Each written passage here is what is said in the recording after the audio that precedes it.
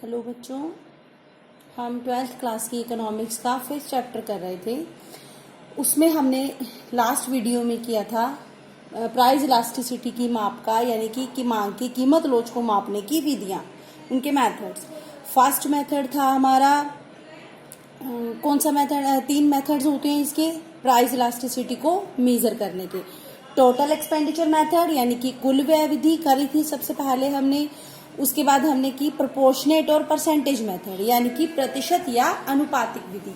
आज हम इसका लास्ट और थर्ड मेथड कर रहे हैं, ग्राफिक मेथड। इसको हम बिंदु रेखीय विधि भी बोलते हैं, रेखीय विधि भी बोलते हैं और ग्राफिक विधि भी बोलते हैं।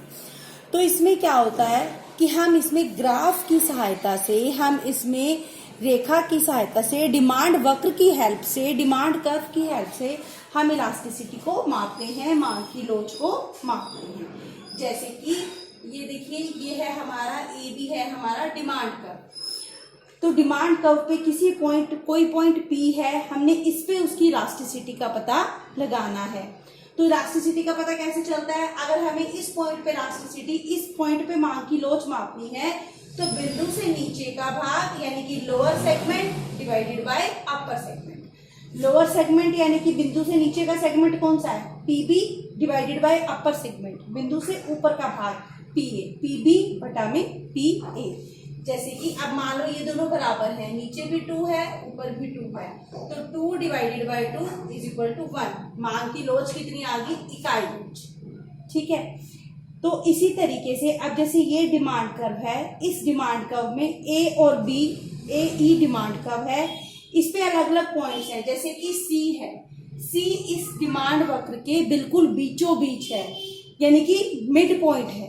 मिड पॉइंट है तो नीचे का भाग भी उतना ही होगा, ऊपर का भी उतना होगा। नीचे का भी 2 है, ऊपर का भी 2 है, 2 divided by 2 is equal to 1। तो मिड पॉइंट पे कितनी इलास्टिसिटी आएगी? 1।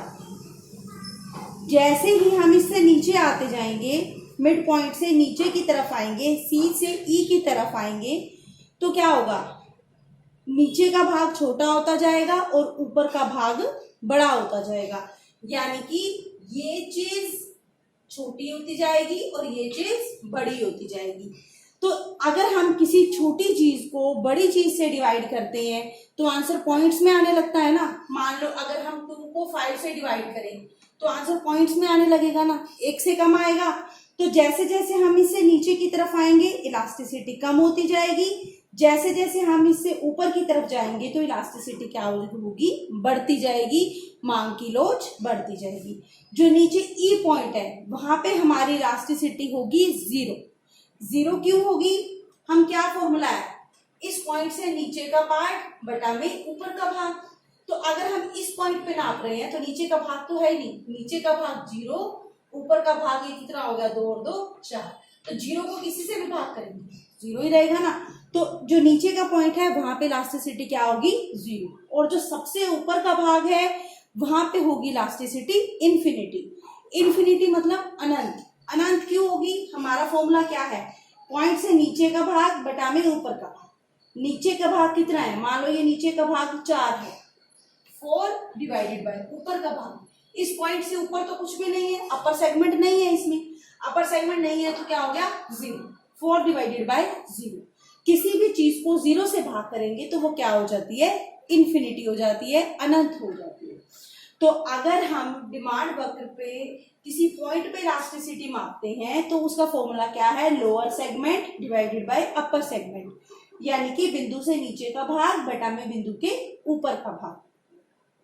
मिड पॉइंट पे नीचे का भाग और ऊपर का भाग बराबर होंगे तो इलास्टिसिटी क्या होगी? 1। मध्य बिंदु से जैसे हम नीचे आएंगे कम होते गए तो इलास्टिसिटी भी कम होती गई, ऊपर बढ़ते जाएंगे तो इलास्टिसिटी भी क्या होगी? बढ़ती जाएगी। सबसे नीचे इलास्टिसिटी कम होकर कितनी पहुंच जाएगी? 0, 0। और सबसे ऊपर इलास्टिसिटी बढ़ती बढ़ती कितने पे पहुंच जाएगी? इन्फिनिटी, यानी कि अनंत।